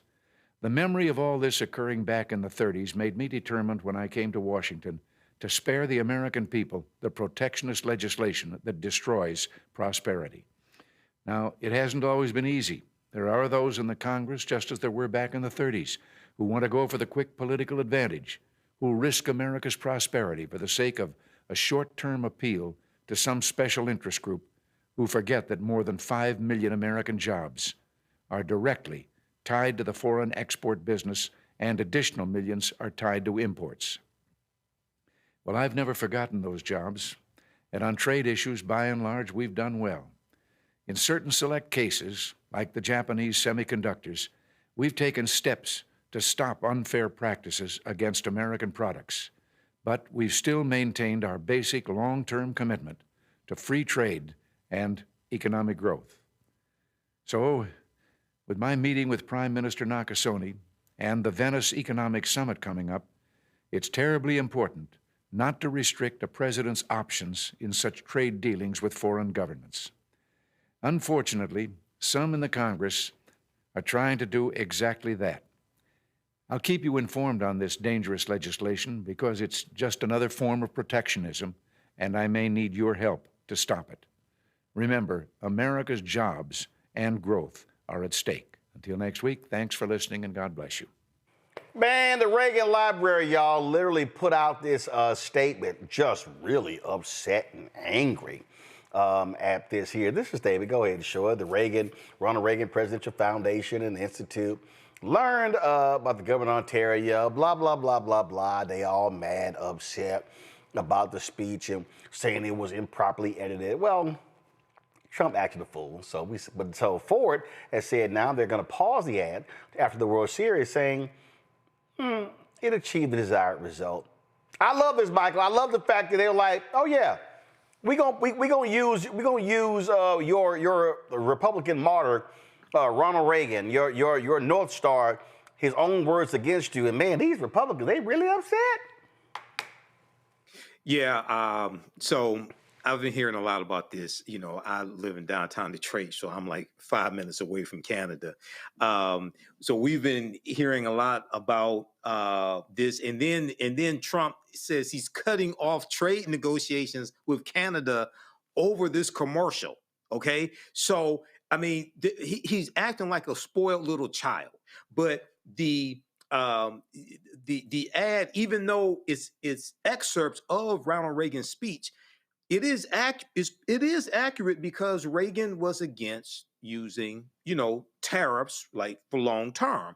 And then when he invokes the Smoot-Hawley Act of 1930, which exacerbated the Great Depression and made the Great Depression worse because it taxed over 20,000 imported goods coming into the U.S. They were trying to protect products for American-grown, farmers and American-grown products, but it made the Great Depression worse. Well, this is what Trump is claiming to do now, and you look at what's going on with the cattle ranchers and Trump trying to import in beef from Argentina, and the white cattle ranchers who voted for Trump are saying this is going to continue to hurt us. So it's like history repeating itself. So, this was a brilliant ad. This was a brilliant ad combining history and economics. And Donald Trump, once again, is outsmarted, and he wants to pack up all his marbles and run home like a little spoiled child. Yep, that's exactly what he is, a little spoiled child. So I love it. And let me tell you something. Canada ain't playing. The reason they got so many issues right now in Nevada and Las Vegas, because the Canadians are like, yeah, we ain't coming to Vegas. They ain't going to Miami. Right. They ain't buying no Kentucky whiskey. See, Donald Trump. And here's the other deal. Canada's like, we ain't got to deal with y'all. They're looking now to cut deals on trade with Asia, with Asia and other European countries. So they're like, yeah, player, we gonna show you. Right. So he gonna learn real quick what happens. The World Series rolling. Yeah. Yeah, but my point is, you're gonna learn real quick what happens when you force people to go find other partners because you think you're the only one. But the Los Angeles Dodgers are playing the Toronto Blue Jays in the World Series. Game 1 starts tonight. No, I get that. My point is, Canada is saying, since you want to act like a petulant child, we can take our business elsewhere. And again, China, Asian countries, and others, they're like, come on. And so Trump, you act a fool. Trump, FAFO, that's exactly what happened. Let me go to Illinois. Testimony continues in the Sonia Massey murder trial, where former Sangamon County, Illinois Sheriff Deputy Sean Grayson is facing multiple charges. An expert told jurors that Massey died from massive blood loss due to a gunshot wound. Deputy Dawson Fraley, who was Grayson's partner on the night of Massey's death, took the stand. He stated that he felt confused and, quote, not threatened when Massey exclaimed, "I rebuke in the name of Jesus." Fraley told the jury that he did not see or hear anything that would have led Grayson to draw his service weapon. He described being caught off guard by Grayson firing his gun, adding that the incident did not align with their training. Massey was killed on July 6, 2024, inside her home after she called 911 to report a prowler. Grayson is charged with first-degree murder and could face 45 years to life in prison if convicted. Prosecutors dropped the charges of aggravated battery with the firearm and official misconduct before the opening arguments took place on Wednesday. Folks, the Trump administration has discontinued litigation intended to address civil rights abuses against prisoners in Louisiana and individuals with mental illnesses living in group homes in South Carolina. I told y'all, they don't give a damn about civil rights. The Biden administration filed the lawsuits against the two states in December after the Department of Justice investigations found that they had failed to rectify violations despite years of warnings. Louisiana's prison system has kept thousands of incarcerated individuals behind bars for weeks, months, or even over a year beyond their scheduled release dates. The DOJ also accused of South Carolina of institutionalizing thousands of people diagnosed with serious mental illnesses. Since January, the Department of Justice, under the twice-impeached criminally convicted felon-in-chief Donald Trump, has dropped lawsuits related to racial discrimination, abandoned investigations into police misconduct, and terminated oversight of troubled law enforcement agencies. And some of y'all said that wasn't going to hurt us. 10 lawsuits have been filed in Mississippi against Drax Group, Britain's largest power plant, after workers say years of inhaling toxic wood dust left them with asthma and other serious health problems. That fight has now crossed the Atlantic. In Gloucester, a small, predominantly black, low-income community, more than 700 residents are suing Drax, claiming the sawdust is making their neighborhood sick. Locals say they've been dealing with headaches, dizziness, sinus infections, and trouble breathing ever since Drax opened its wood pellet facility nearby. A recent health survey found that 95% of families living within 2 miles of the plant reported health issues with asthma, chronic coughs, and throat irritation far above the national average. Drax used to burn coal. Now it calls itself a green energy leader, compressing wood pellets. But critics argue that while Drax gets billions in government subsidies abroad, black communities in the United States are left carrying the burden of pollution. Folks, Stephen A. Smith, he's backtracking. The outspoken sports and radio and talk show host has issued a public apology to Texas Congresswoman Jasmine Crockett after his earlier remarks harshly criticizing her performative politics and so-called street rhetoric. Here's some of what Smith had to say. Gonna help your district in Texas? Aren't you there to find a way to get stuff done as opposed to just being an impediment to what Trump wants? How much work goes into that?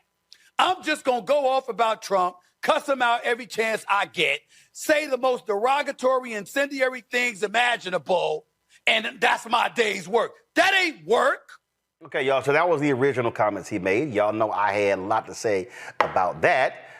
This is the apology. I wanted to take a moment because I saw something disturbing in regards to President Donald Trump and how he came at Representative Jasmine Crockett.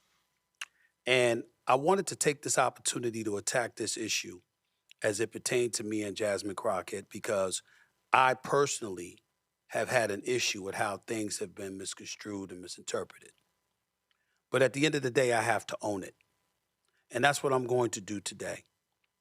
And so when somebody says to me, Stephen, rather than point to her and her verbiage and her language and how she talked about the president, what about how he talks? I have no problem with that. I can understand that. And if that is the reason that everybody is in an uproar, that is fine. And I have no problem apologizing to that to my sister because, damn it, I want her to know I don't feel that way about her. Just like I didn't feel that way about Kamala Harris. Just like I don't feel that way about the marvelous, the wonderful, the incomparable, the greatest first lady ever in Michelle Obama, in my estimation, or anybody else. But what we're going to do on this show is understand who the hell I am and how it's going to be as long as I'm doing this show. I have no problem apologizing if I'm wrong. I have no problem apologizing if I've made somebody feel a certain kind of way. But I'm going to challenge the legitimacy of what people come at me with when I think that challenge is warranted and deserved. If you came to me and you said to me that it came across as a bit dismissive, Stephen, you should have been more protective of her than that because look at how he speaks. Look at how they act on Capitol Hill towards her. I understand that. But when somebody tries to take that to accuse me of being disrespectful or in any way misogynistic, I'm going to push back on that because that's emphatically false. There's no truth to that whatsoever, and I'm not accepting that, and I'm not owning that. I can sit up there and I can look at Representative Jasmine Crockett. Do you know what I think she should be doing? I think she should be competing for the Senate seat in Texas or for the Attorney General spot because she's qualified. I personally think Kamala Harris should have ran for governor of California. I've said it for the record that if Michelle Obama was running for president, she would have beat Trump, in my opinion. I think she'd have done it. That's how I feel. But somehow, some way, it's never enough for some people out there. I understand. I would advise you to get over it or buckle up because I'm not going away. This is my show. I will say what I feel and I will do what I want. It doesn't mean I'm going to be insensitive. It doesn't mean that I don't care about our community. A matter of fact, most of the trouble I get in is because I care about our community. And the reason I'm bringing this up and the reason that I'm willing to attack this subject, because this really ain't about Jasmine Crockett. I respect her. I wish her nothing but the best. I was simply asking a question. That's all.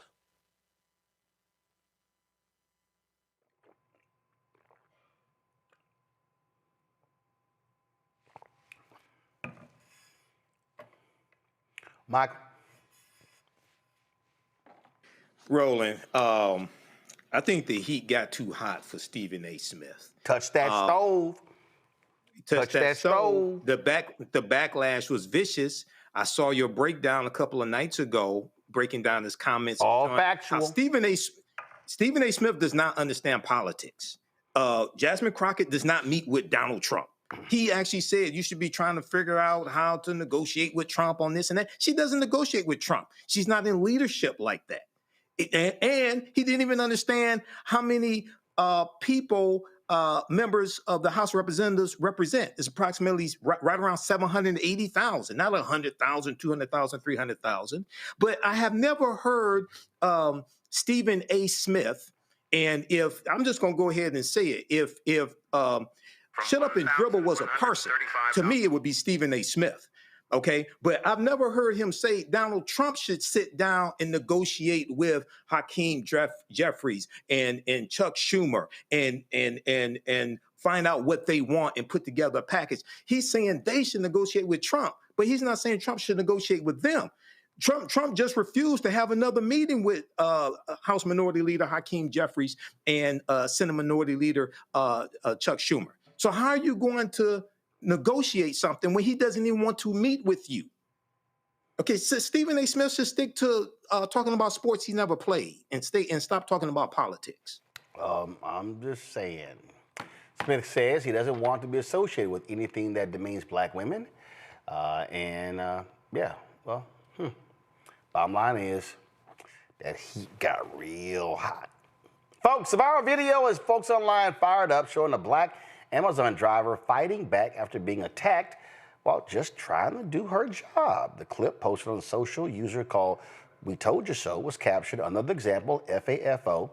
And yeah, that pretty much sums it up. Roll it. Do not race down my street again. I was only going 25 miles an hour. You're crazy. I got 5 people saying who's racing down the street. Do you realize I'm a part of a company? I don't, yeah, you're right. And you're going to lose your job because I got your truck number. Well, they realize... No, they don't realize you don't race around a residential track. Period. Every time I drive, they know how many miles I'm driving. How about your... It does matter. It doesn't matter. It does. You're fucking wrong. Because if you're saying I'm wrong... You're wrong. And they're watching me... You're wrong. You're wrong. They're wrong. Fuck you. You're... Fuck your mother. Oh, you just hit me. You just hit me. Hold on. What? You spit my face. He just hit me. You spit my face, you bitch. Hell yeah, bitch. I don't spit in your face. He's hitting me. No, you hit me. Please. You're hitting me. What? Because he hit me first. No. Yes, he did. No, I did not. Yes, I did. I got a camera. Look. Hey. Why are you hitting him? After he hit me, and I had a face. You spit my face. After he hit me and I had a face with him, she's telling him to go inside. Why are you telling him to go inside after your husband hit me? Nope. I don't care. Look like Team Whip That Ass showed up, Michael.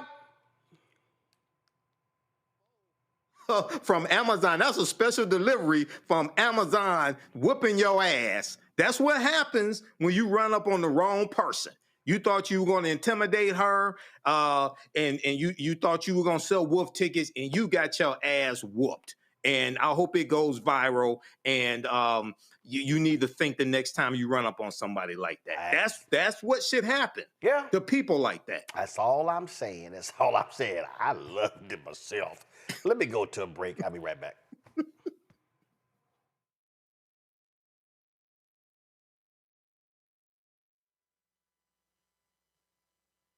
In the military, I gave orders, and they went a lot further than they do around here.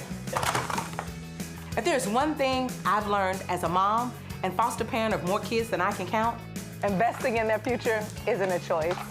In Richmond, I'll fight for Stafford's fair share for our schools. Smaller class sizes, better teacher pay, and more vocational training. I'm Stacey Carroll, and I'll fight to get our kids' future in order.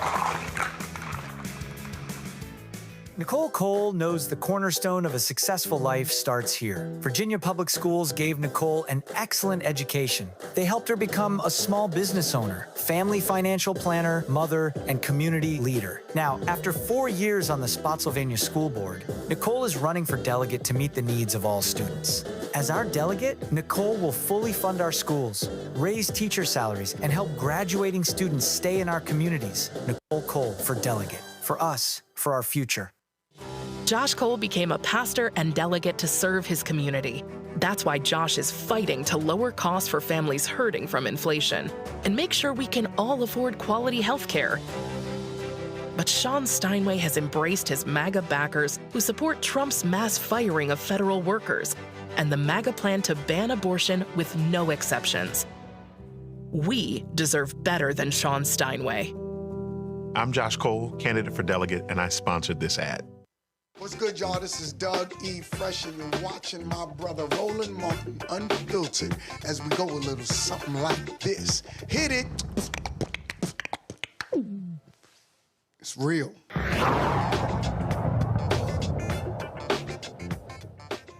So y'all remember when I called out the History Channel for that BS docuseries on the frontiersmen, whatever the hell, and they dealt with, one of them dealt with the Alamo, and they played this. To settle in, he realizes Texas is on the verge of rebellion. After years of loose governance, Mexican President Santa Anna suddenly imposes new restrictions on settlers. Now, angry Texans... Santa Anna, he imposed. They were always playing. Well, guess what? The Republicans in Texas, like the idiot lieutenant governor, right-wing nutcase Dan Patrick, now he has demanded that the resignation for the president of the Alamo Trust because of her views on the history of the Alamo. She actually resigned. Kate Rogers resigned on Friday. Kate Rogers said on Friday she had submitted her resignation Thursday with mixed emotions because Patrick sent a letter to the Alamo Trust Board of Directors saying that her writings were, quote, incompatible with the telling of the history of the Battle of the Alamo. Isn't that interesting? It says here, this is click2houston.com. In the excerpt of her dissertation that Patrick posted on social media, Rogers described the competing politics of Republican state leaders who want the 1836 battle to be the primary focus of the Alamo's redevelopment, and of local officials from Bexar County and the city of San Antonio who have pushed for the project to, quote, tell the full story of the site, including its beginnings as a home to indigenous people. She wrote, personally, I would love to see the Alamo become a beacon for historical reconciliation and a place that brings people together versus tearing them apart. But politically, that may not be possible at this time. For all these reasons, I had to be very careful with my study and its implications, as it could have negative consequences, as well as my job. Now, she wrote this, and all of a sudden, Patrick was really mad and upset. Because it says right here, Republican state leaders have largely demanded the site remain focused on the 13-day siege and the legendary 1836 Battle of the Alamo, rejecting broader narratives that address the indigenous people of the area and consider the role slavery played in the Texas Revolution. See, right there, y'all, that's what the real deal is. See, Dan Patrick is the consummate white conservative Republican. He believes that what the white man says is true. He believes that what the white man says should go. Dan Patrick, and I know Dan. Dan used to be a sportscaster in Houston, and there was a show on Channel 2 in Houston, Click 2 Houston, called Newsmakers, and I often would debate Dan. And Dan was somewhat, you know what, he wasn't even back then a sensible conservative. He is now turned into a rabid, nutcase, MAGA-loving dumbass. And see, Dan Patrick believes in his story. He believes in the white man's story of history. See, Dan Patrick wants to revel in the Texas independence, which was really about slavery, being free from Mexico so the founders of Texas could have slaves. But see, he doesn't want folk to know that history. He doesn't want people to know about the indigenous people who lived in and around the Alamo, because that's telling, history, because he is an idiot. And so what he and Republicans in Texas, like Greg Abbott, the governor, what they are doing is they are demanding that their nonsensical lying history or his story become the narrative. They want to take over everything. They want to take over University of Texas, Texas A&M, every state institution, high schools, middle schools, elementary schools. They want to slam down the throats of everybody their pathetic historical worldview. They hate Harris County. In fact, Governor Greg Abbott plans to spend $80 million to defeat candidates in Harris County because they can't stand the fact that the largest county in Texas is blue. They hate it. They despise it. See, this is why I keep telling y'all voting matters. When Beto O'Rourke ran against Greg Abbott for governor, 75% of the people 30 and under did not vote. Greg Abbott can be beaten. Dan Patrick can be beaten. The Republicans' grip on Texas can actually be broken if people use their voting power. And people like Dan Patrick, they don't care because they are idiots. They hate real history. And that's what you see in this case here. Their shameful actions, and now forcing this woman out of her job because she actually countered his stupidity. This is what we're fighting, Michael, across the country. These maggots and their shameful actions. Yeah, and we saw this going back to 2021, 2022 with the book bans that were taking place, and we're starting with groups like Moms for Liberty and things like this during the pandemic. And then we see, we also saw the attack on critical race theory as well. We see this attack. Those attacks have continued with this attack on history, whether it's attacking the Smithsonian African American Museum, whether it's what Dan Patrick is doing here. And she was absolutely correct in her assessment of the Alamo.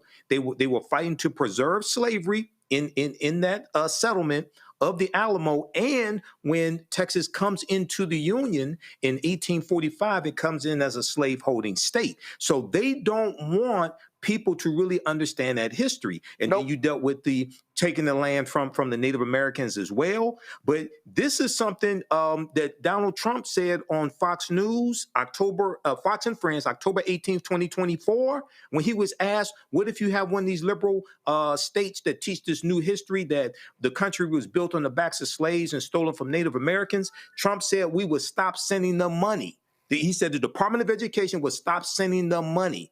And these people are destroying the Department of Education. That's chapter 11 of Project 2025. People have to understand how to connect the dots with all this. This is an all-out attack.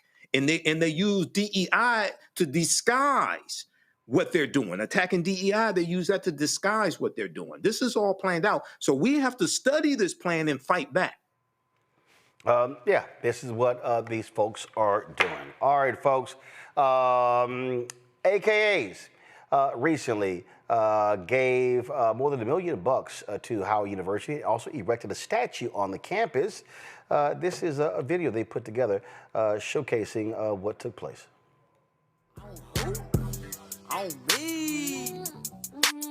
This is Danette Anthony Reed here, International President and CEO of Alpha, Kappa Alpha Sorority Incorporated, and my heart is full. I'm here on Howard University's campus where we just dedicated the Alpha Kappa Alpha Monument, a reflection in stone of our sisterhood. It is a wonderful thing and a vision come true.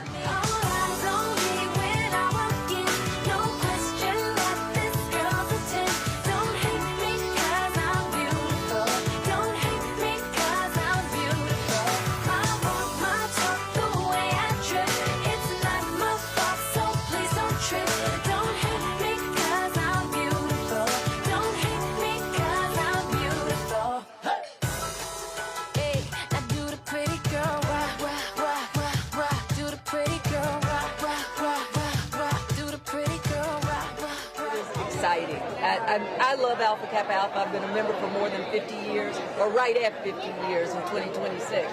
And all the members who came out to join us, it's wonderful because they also love our organization and they love working in service to all mankind. And that's why we're here. Hype me up. Hype me up. You either win with us or watch us win. Folks, ladies, Delta Sigma Theta are mourning their past president, Paletta Walker, who passed away. Her mega service was on yesterday. This was a tribute video that they put together for her.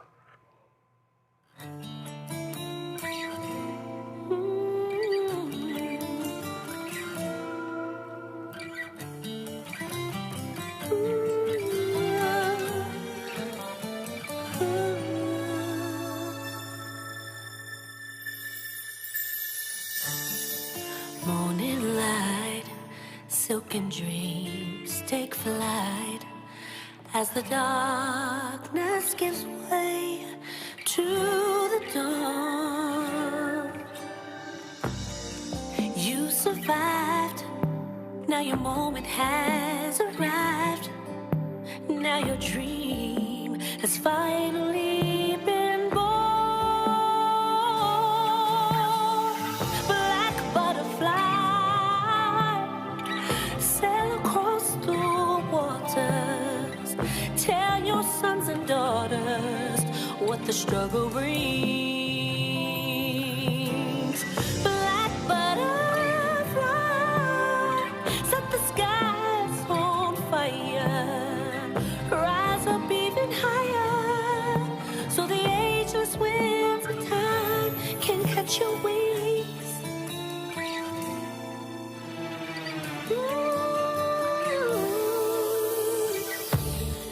While you slept, the promise was unkept, but your faith was as sure as the stars.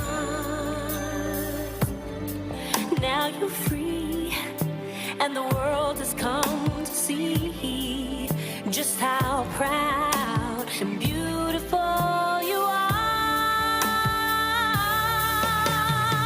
Black butterfly. So again, condolences go all to members of Delta Sigma Theta on the passing of Dr. Paletta Walker. And I have as a text chain I have of different leaders, and I can tell you right now, I posted something. Give me 1 second, y'all.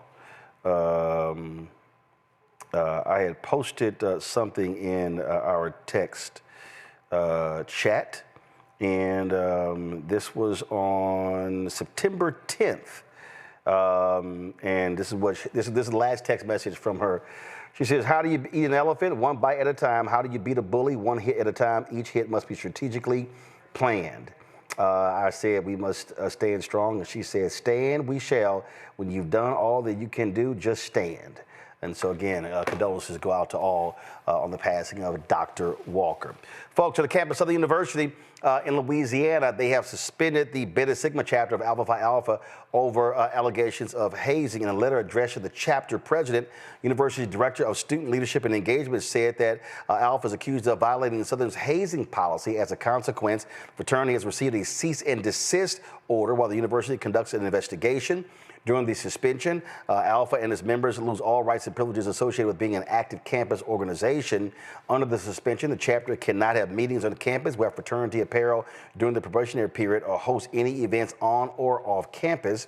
The fraternity also, of course, announced they're going to be investigating as well. Earlier this year, remember, Southern expelled the Beta Sigma chapter of Omega Psi Phi fraternity in connection with the tragic death of Caleb Wilson and related hazing allegations. And so we'll keep you abreast of what's happening there. Folks, that is it for us. We appreciate you joining us. I am headed out over the weekend to Philadelphia. Tomorrow we're going to be actually live streaming the funeral services of Michael Days. Michael was a longtime journalist, top editor at the Philadelphia Inquirer, and a few days ago he unexpectedly passed away, sending shockwaves throughout the organization. He was an amazing editor. and somebody who did a phenomenal job as a journalist. His funeral services are going to be taking place tomorrow in actually Trenton, New Jersey. And so we're going to be heading there in the morning, traveling to Trenton, New Jersey for that funeral. And so again, the celebration of life for Michael Days taking place. Viewing is from 10 a.m. to noon, and the mass is going to be at noon at Sacred Heart Church, 343 South Broad Street in Trenton, New Jersey. And so the celebration of life for Michael Days is tomorrow. So I'll be traveling there, and we'll be actually live streaming the funeral services on the Black Star Network, as well as on the social pages of the National Association of Black Journalists, where he was a long-time member. So, folks, that's it for us. Don't forget, support the work that we do. Join our Bring the Funk fan club. If you want to contribute via Cash App, use the Stripe QR code. You see it right here, bottom left-hand corner. Of course, that's for credit cards as well. PayPal is R. Martin Unfiltered. Venmo is RM Unfiltered. Zelle, Roland at RolandSMartin.com. Roland at RolandMartinUnfiltered.com. Mike, thank you for being on the panel. I appreciate it. Checks and money order, make it payable to P.O. Box 57196, Washington, D.C., 20037 0196. Download the Black Star Network app, Apple phone, Android phone, Apple TV, Android TV, Roku, Amazon Fire TV, Xbox One, Samsung Smart TV. Be sure to get a copy of my book, White Fear, of the Browning of America's Making White Folks Lose Their Minds, available at bookstores nationwide. Get the audio version I read on Audible. Also, if you want to get our Black Star Network gear, go to shopblackstarnetwork.com. We got our t-shirts, we got our hoodies, we got wall art, mugs, you name it, all that sort of stuff on the website. QR codes there as well. All these products to my left, these are all black-owned products. All of these products are available in our marketplace at shopblackstarnetwork.com. If you want to support black-owned businesses, support these businesses. Of course, we're going to have, holidays coming up. You got birthdays coming up. And so these are some great gifts you can give to folks. Go to shopblackstarnetwork.com. Don't forget, download the app Fanbase. And if you get the app, download it. If you want to invest, go to startengine.com/fanbase, startengine.com/fanbase. Also, a shout out to Fort Valley State University. I'm rocking their hoodie today. This is one of the HBCUs that I spoke at. Had a great time when I was there. So a shout out to Fort Valley State Wildcats. Folks, that's it. We always end the show on Friday, running the list of all of our donors, and we appreciate all 37,000 people who've contributed to make this show possible. Folks, I'll see y'all on Monday.